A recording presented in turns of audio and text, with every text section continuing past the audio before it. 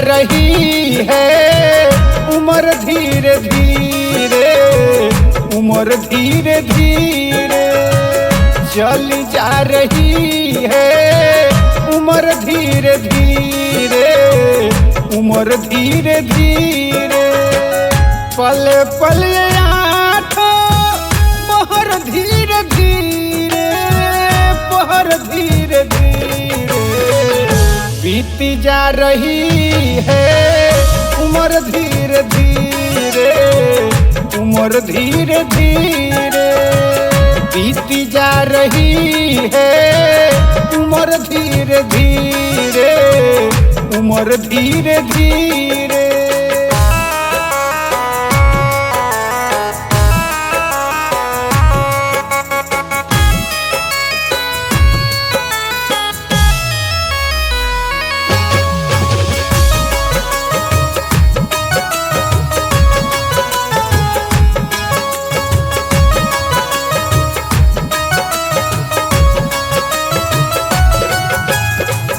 बचपन भी जाए बुढ़ापा भी जाए, ऐसे मौज में तू जीवन बिताए।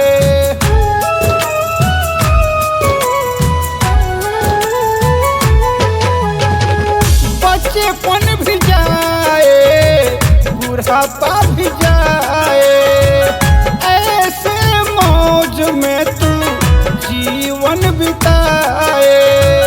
बुढ़ापे का होगा असर धीरे धीरे, असर धीरे धीरे बीती जा रही है उम्र धीरे धीरे, उम्र धीरे धीरे बीती जा रही है उम्र धीरे धीरे, उम्र धीरे धीरे।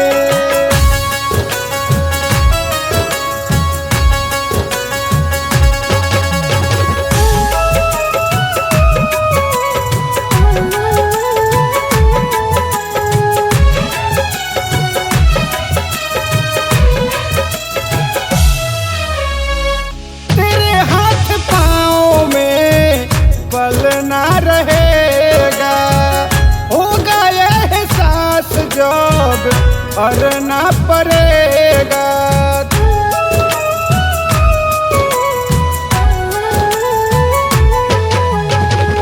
तेरे हाथ पाँव में बल ना रहेगा, होगा एहसास जब करना पड़ेगा।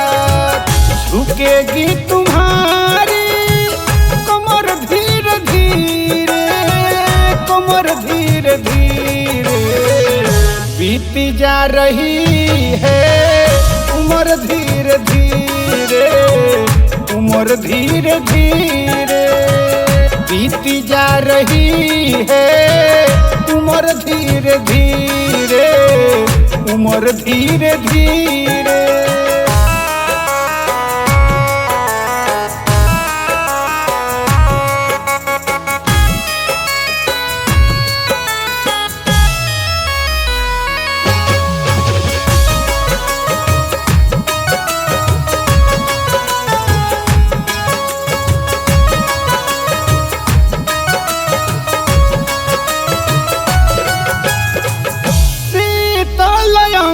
होंगे एक दिन तुम्हारी, चुकाना पड़ेगा लिया जो उधारी।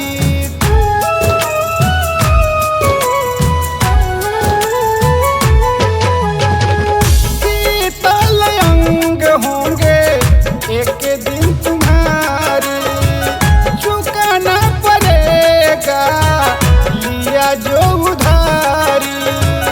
धीरे मंद होगी नजर धीरे धीरे, नजर धीरे धीरे बीती जा रही है उम्र धीरे धीरे, उम्र धीरे धीरे बीती जा रही है उम्र धीरे धीरे, उम्र धीरे धीरे।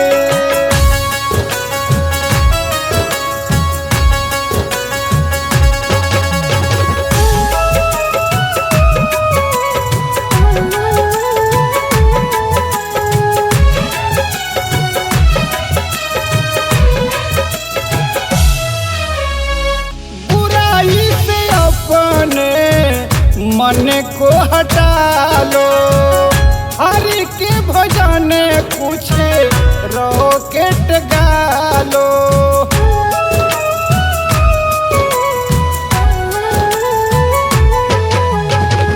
बुराई से अपने मन को हटा लो, हरि के भजन कुछ रॉकेट गालो।